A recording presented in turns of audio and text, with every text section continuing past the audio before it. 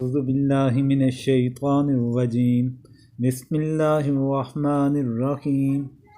آج صورت آل عمران کا 20واں یعنی آخری رکوع، آیت نمبر 190، تیسرا پارہ۔ ان فی خلق السماوات والارض، بے شک آسمان اور زمین کا بنانا، واختلاف اللیل والنہار، اور رات دن کا آنا جانا، لآیات لأولی الالباب، اس میں نشانیاں ہیں عقل والوں کو۔ اس آیت کریمہ کے اندر اللہ تبارک و تعالیٰ نے آسمانوں اور زمین کی پیدائش کے بارے میں ذکر فرمایا کہ آسمانوں اور زمین کی جو پیدائش ہے یہ اللہ تبارک و تعالیٰ کی طرف سے ہے۔ تو پھر اس کے ساتھ ساتھ رات اور دن کا اختلاف، اس کے متعلق ذکر فرمایا کہ اس کے اندر عقل والوں کے لیے نشانیاں ہیں۔ تو اس آیت کریمہ کے شان نزول سے متعلق ابن حبان نے اپنی صحیح میں اور محدث ابن عساکر نے اپنی تاریخ میں نقل کیا کہ عطا بن ابی رباح رضی اللہ تعالیٰ عنہ نے حضرت عائشہ کے پاس تشریف لے گئے اور کہا کہ حضور کی حالات میں سب سے زیادہ عجیب چیز آپ نے دیکھی ہو وہ مجھے بتلائیے۔ اس پر حضرت عائشہ نے فرمایا، آپ کی کس شان کو پوچھتے ہو؟ ان کی تو ہر شان عجیب ہی تھی، ہاں ایک واقعہ عجیب سناتی ہوں۔ وہ یہ کہ حضور ایک رات میرے پاس تشریف لائے اور لحاف میں میرے ساتھ داخل ہو گئے۔ پھر فرمایا کہ اجازت دو کہ میں اپنے پروردگار کی عبادت کروں۔ بستر سے اٹھے، وضو فرمایا، پھر نماز کے لیے کھڑے ہو گئے اور قیام میں اس قدر روئے کہ آپ کے آنسو سینہ مبارک پر بہہ گئے۔ پھر رکوع فرمایا اور اس میں بھی روئے، پھر سجدہ کیا اور سجدہ میں بھی اسی قدر روئے، پھر سر اٹھایا اور مسلسل روتے رہے یہاں تک کہ صبح ہوگی۔ حضرت بلال آئے، حضور کو نماز کی اطلاع دی۔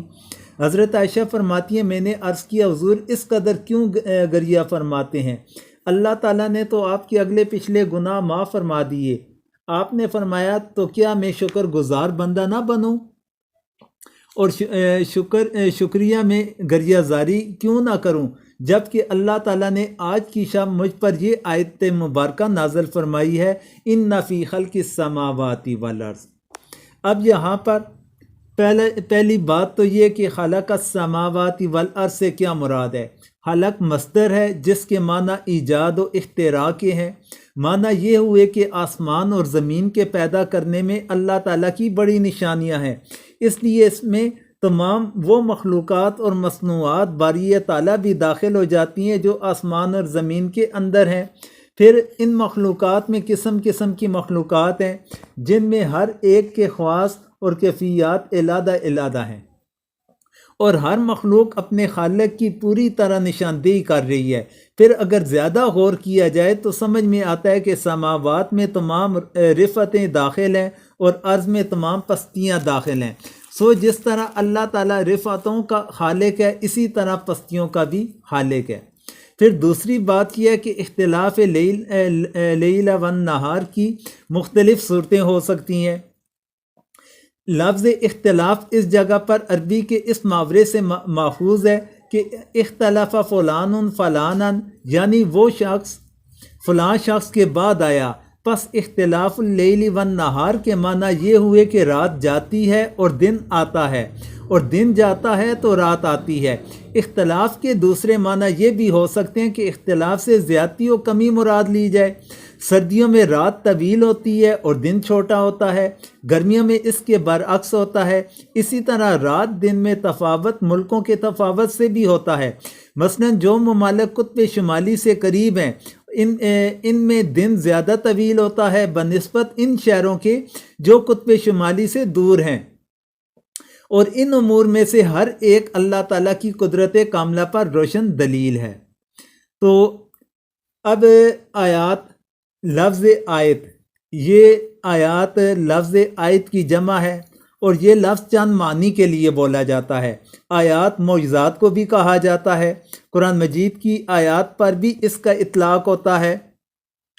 اور اس کے تیسرے معنی دلیل اور نشانی کے بھی ہیں۔ یہاں پر یہی تیسرے معنی مراد ہیں، یعنی ان امور میں اللہ تعالیٰ کی بڑی نشانیاں اور قدرت کے دلائل ہیں۔ پھر آگے اللہ تعالیٰ نے فرمایا، الذین یذکرون اللہ قیاما وقعودا، وہ جو یاد کرتے ہیں اللہ کو کھڑے اور بیٹھے اور کروٹ پر لیٹے، وعلی جنوبہم، اور کروٹ پر لیٹے، ویتفکرون فی خلق السماوات، اور فکر کرتے ہیں آسمان اور زمین کی پیدائش،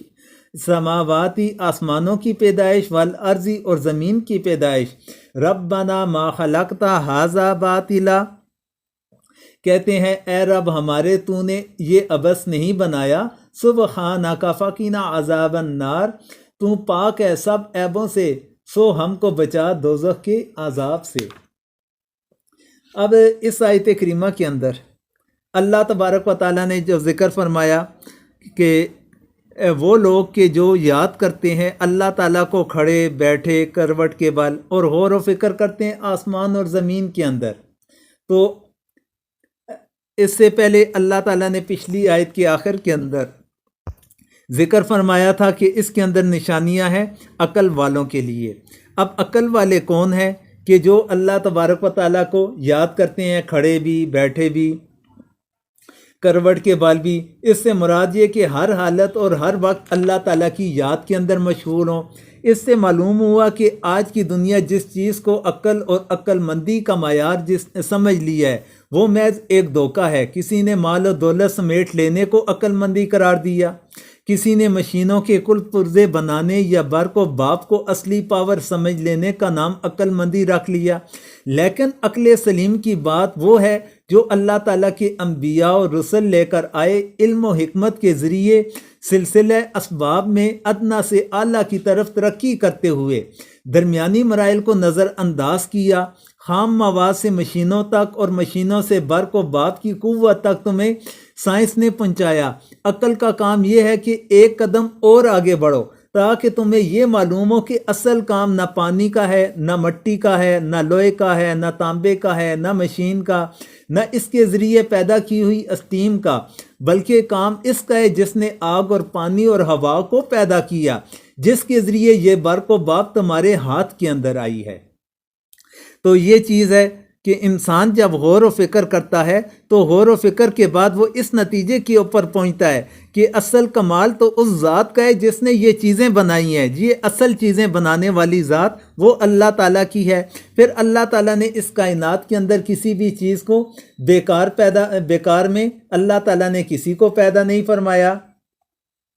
بلکہ ہر چیز کا اللہ تبارک و تعالیٰ نے کوئی نہ کوئی فائدہ ضرور رکھا ہے، اور اس فائدے تک بسا اوقات انسان پہنچ بھی سکتا ہے، اور بسا اوقات انسان عرصہ دراز گزر گیا تو ابھی تک نہیں پہنچ پایا۔ بعض چیزوں کو مستقبل میں انسان پہنچ جائے گا، لیکن چیز یہ ہے کہ اس کائنات کے اندر جو بھی چیز اللہ تبارک و تعالیٰ نے پیدا فرمائی تو ان تمام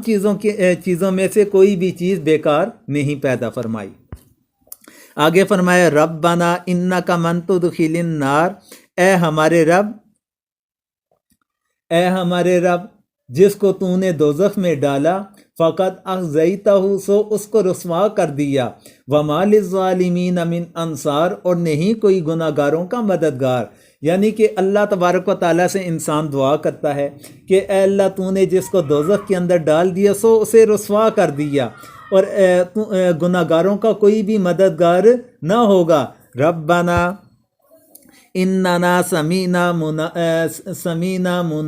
منادیا ینادی للایمان، اے رب ہمارے ہم نے سنا کہ ایک پکارنے والا پکارتا ہے ایمان لانے کو، ان آمنوا بربکم، کہ ایمان لاؤ اپنے رب پر، فآمنا، سو ہم ایمان لے آئے، ربنا فاغفر لنا، اے رب ہمارے اب بخش دے ہمارے، ذنوبنا، گناہ ہمارے، وکفر عنا سیئاتنا، اور دور کر دے ہم سے برائیاں ہماری، وتوفنا مع الابرار، اور موت دے ہم کو نیک لوگوں کے ساتھ۔ یعنی اب یہ دعائیہ کلمات اللہ تعالیٰ نے انسان کو سکھا دیے کہ ان دعائیہ کلمات کے ساتھ تم اللہ تعالیٰ کی بارگاہ کے اندر دعا کرو، اپنے گناہوں کی مغفرت کی دعا کرو، اپنے آپ کو برائیوں سے دور رکھنے کی دعا کرو، نیکوکار لوگوں کے ساتھ موت دینے کی دعا کرو۔ پھر آگے فرمایا ربنا وآتنا ما وعدتنا علی رسولک، اے رب ہمارے، اور دے ہم کو جو وعدہ کیا تو نے ہم سے رسولوں کے واسطے سے، وَلَا تُخْزِنَا يَوْمَ الْقِيَامَةِ، اور رسوا نہ کر ہم کو قیامت کے دن، إِنَّكَ لَا تُخْلِفُ الْمِيعَادَ، بے شک تم وعدے کے خلاف نہیں کرتا۔ اب اس آیت کریمہ کے اندر اللہ تبارک و تعالیٰ نے مزید دعائیہ کلمات کے متعلق ذکر فرمایا کہ اے ہمارے رب کے دعا کرو کہ اے ہمارے رب تو ہمیں وہ چیز عطا کر جو تو نے اپنے رسولوں کے ذریعے سے ہمارے ساتھ وعدہ فرما رکھا ہے۔ تو پھر اللہ تعالیٰ سے یہ بھی ساتھ میں کہتا ہے انسان کہ یا اللہ تو ہمیں قیامت کے دن رسوا نہ کرنا، یعنی کہ قیامت کے دن جو ضلالت ہوگی، رسوائی ہوگی، وہ انسان کے لیے عذاب سے بڑا ایک عذاب ہوگا۔ اس لیے اللہ تعالیٰ سے انسان کو چاہیے کہ اللہ تعالیٰ سے دعا کرتا رہے کہ قیامت والے دن اے اللہ تو ہمیں رسوا ہونے سے محفوظ رکھنا، ہمیں رسوا ہونے سے بچانا،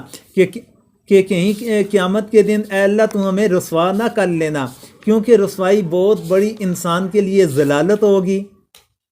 اس ضلالت سے انسان کو بچنے کے لیے، اس رسوائی سے بچنے کے لیے انسان کو چاہیے کہ اللہ تعالیٰ کی بارگاہ کے اندر دعا کرتا رہے۔ پھر آگے فرمایا فَاسْتَجَابَ لَهُمْ رَبُّهُمْ أَنِّي لَا أُضِيعُ عَمَلَ عَامِلٍ مِّنكُم مِّن ذَكَرٍ أَوْ أُنثَىٰ، پھر قبول کی ان کی دعا ان کے رب نے کہ میں ضائع نہیں کرتا محنت کسی محنت کرنے والے کی، تم میں سے مرد ہو یا عورت ہو، بعضکم من بعض، تم آپس میں ایک ہو، فالذین ہاجروا واخرجوا من دیارہم، پھر وہ لوگ کہ ہجرت کی انہوں نے اور نکالے گئے اپنے گھروں سے، وَأُوذُوا فِي سَبِيلِي، اور ستائے گئے میری راہ میں، وَقَاتَلُوا وَقُتِلُوا، اور لڑے اور مارے گئے، لَأُكَفِّرَنَّ عَنْهُمْ سَيِّئَاتِهِمْ، البتہ دور کروں گا میں ان سے برائیاں ان کی، وَلَأُدْخِلَنَّهُمْ جَنَّاتٍ تَجْرِي مِن تَحْتِهَا الْأَنْهَارُ، اور داخل کروں گا ان کو باغوں میں جن کے نیچے بہتی ہیں نہریں، ثوابا من عند اللہ، یہ بدلہ ہے اللہ کے ہاں سے، واللہ عندہ حسن الثواب، اور اللہ کے ہاں ہے اچھا بدلہ۔ اب اس آیت کریمہ کے اندر اللہ تبارک و تعالیٰ نے ذکر فرمایا کہ اللہ تعالیٰ نے جن لوگوں نے یہ سچے دل کے ساتھ دعا کی، اللہ تعالیٰ نے دعا کو قبول فرمایا۔ پھر اللہ تعالیٰ کی ذات ایسی ہے کہ کسی عمل کرنے والے کی محنت کو اللہ تعالیٰ ضائع نہیں کرتے، جو بھی انسان محنت کرے گا اس کا پھل اللہ تبارک و تعالیٰ عطا فرمائے گا۔ پھر اس کے اندر برابر ہے، خواہ وہ مرد ہے یا عورت ہے۔ تو پھر اللہ تعالیٰ نے فرمایا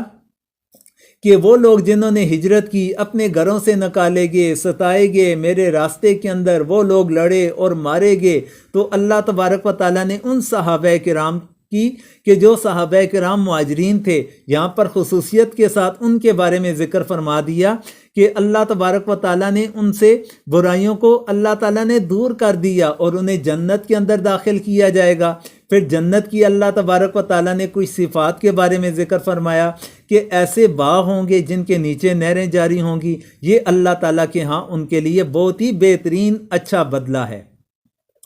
پھر آگے فرمایا لا یغرنک تقلب الذین کفروا فی البلاد، تجھ کو دھوکہ نہ دے چلنا پھرنا کافروں کا شہروں کے اندر، کہ کافر لوگ شہروں کے اندر گھومتے پھرتے ہیں، عیاشی کرتے ہیں۔ اللہ تعالیٰ فرماتے ہیں کہ ان کا عیاشی کرنا، مال و عشرت کے اندر زندگی گزارنا، یہ تجھے کہیں دھوکے کے اندر نہ ڈال دے۔ متاع قلیل، یہ فائدہ ہے تھوڑا سا، ثم مأواہم جہنم، پھر ان کا ٹھکانہ دوزخ ہے، وبئس المہاد، اور وہ بہت برا ٹھکانہ ہے۔ اللہ تعالیٰ فرماتے ہیں کہ یہ دنیا کے اندر ان کی جو عیش و عشرت ہے، یہ تھوڑا بہت ان کا فائدہ ہے، ان کا تھوڑا سا دھوکہ دینے والا یہ تھوڑا سا فائدہ ہے، ان کا تو اصل ٹھکانہ جہنم ہے، اور جو بہت ہی برا ٹھکانہ ہے۔ پھر آگے اللہ تعالیٰ فرماتے ہیں لیکن الذین اتقوا ربہم لہم جنات تجری من تحتہا الانہار خالدین فیہا،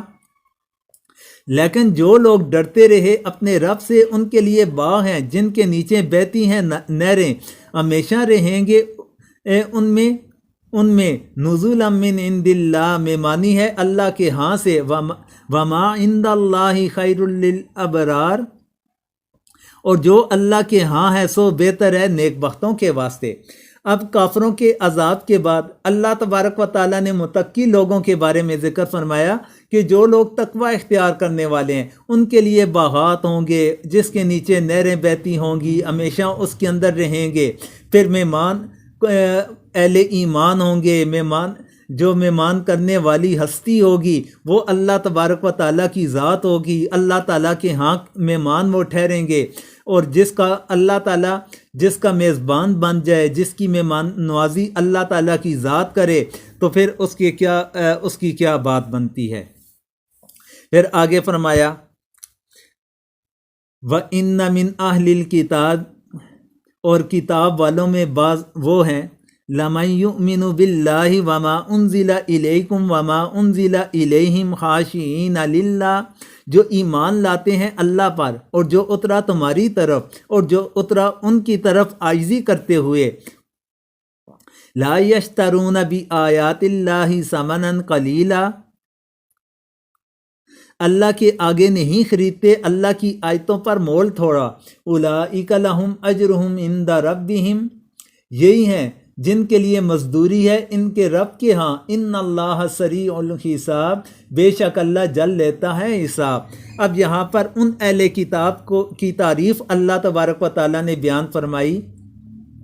ان کے اچھے بدلے کے لیے بدلے کا اللہ تعالیٰ نے ذکر فرمایا کہ جو اہل کتاب ساتھ میں صاحب ایمان بن گئے، یعنی انہوں نے حقیقی معنوں پر وہ اپنی کتابوں پر ایمان رکھتے تھے، اپنی کتاب کے اندر انہوں نے حضور کی نشانیوں کو دیکھا، جب انہوں نے نبوت کا دعویٰ کیا، ان کی ذات پر ایمان لایا، انہوں نے جو اپنی کتابوں کے اندر آیات تھی وہ تھوڑے سے مول کے اوپر انہوں نے بیچنے والا کام نہ کیا، تو اللہ تعالیٰ کے ہاں ان کا بہترین بدلہ ہے، اور اللہ تبارک و تعالیٰ جلد حساب کتاب لینے والی ذات ہے۔ پھر اس رکوع کی اور اس صورت کی آخری آیت کریمہ کہ یا ایہا الذین آمنوا اصبروا وصابروا ورابطوا، اے ایمان والو صبر کرو اور مقابلہ میں مضبوط رہو اور لگے رہو، واتقوا اللہ لعلکم تفلحون، اور ڈرتے رہو اللہ سے تاکہ تم اپنی مراد کو پہنچو۔ اب اس آیت کریمہ کے اندر اللہ تعالیٰ نے 3 چیزوں کی وصیت فرمائی، مسلمانوں کو کی گئی، صبر کی، مصابرہ کی اور مرابطہ کی، اور چوتھی چیز اللہ تعالیٰ نے تقوی کا ذکر فرمایا جو ان تینوں کے ساتھ لازم آتا ہے۔ اب صبر کے لفظی معنی روکنے اور باندھنے کے ہیں۔ اصطلاح قرآن و سنت میں نفس کو خلاف طبع چیزوں پر جمائے رکھنے کو صبر کہا جاتا ہے، جن کی 3 قسمیں بنتی ہیں۔ صبر علی الطاعات ہے، یعنی جن کاموں کا اللہ تعالیٰ نے اور اس کے رسول نے حکم دیا ان کی پابندی طبیعت پر کتنی بھی مشکل ہو اس پر نفس کو جمائے رکھنا۔ دوسرا صبر علی المعاصی ہے، یعنی جن چیزوں سے اللہ تعالیٰ اور اس کے رسول نے منع فرمایا وہ نفس کے لیے کتنی ہی مرغوب اور لذیذ ہو، نفس کو اس سے روکنا۔ تیسرا صبر علی المصائب، یعنی مصیبت اور تکلیف پر صبر کرنا، حد سے زیادہ پریشان نہ ہونا اور سب تکلیف اور راحت کو اللہ تعالیٰ کی طرف سے سمجھ کر نفس کو بے قابو نہ ہونے دینا۔ تو یہ تو تھا صبر کے حوالے سے۔ پھر مصابرت، اسی لفظ سے صبر ماخوذ ہے، اس کے معنی ہے دشمن کے مقابلے میں ثابت قدم رہنا۔ مرابطہ، یہ لفظ ربط سے بنا ہے جس کے اصلی معنی باندھنے کے ہیں، اور اسی وجہ سے رباط اور مرابطہ کے معنی گھوڑے باندھنے اور جنگ کی تیاری کے لیے کیے جاتے ہیں۔ قرآن کریم میں اس معنی کے لیے آیا وَمِن رِبَاطِ الْخَيْلِ، اصطلاح قرآن و حدیث میں یہ لفظ 2 معنی کے لیے استعمال کیا گیا۔ اول، اسلامی سرحدوں کی حفاظت جس کے لیے جنگی گھوڑے اور جنگی سامان کے ساتھ مسلح رہنا لازمی ہے تاکہ دشمن اسلامی سرحد کی طرف رخ کرنے کی جرات نہ کرے۔ دوسرے نمبر پر باجماعت کی ایسی پابندی کہ ایک نماز کے بعد ہی دوسری نماز کے انتظار میں رہے، یہ دونوں چیزیں اسلام میں بڑی مقبول عبادت ہیں جن کے فضائل بے شمار احادیث مبارکہ کے اندر مذکور ہیں۔ یہ تشریح تھی صبر کی، مصابرہ کی اور مرابطہ کی۔ تو یہ آپ کے گوشہ گزار کی آخر کے اندر آپ سب سے دعاؤں کی درخواست ہے۔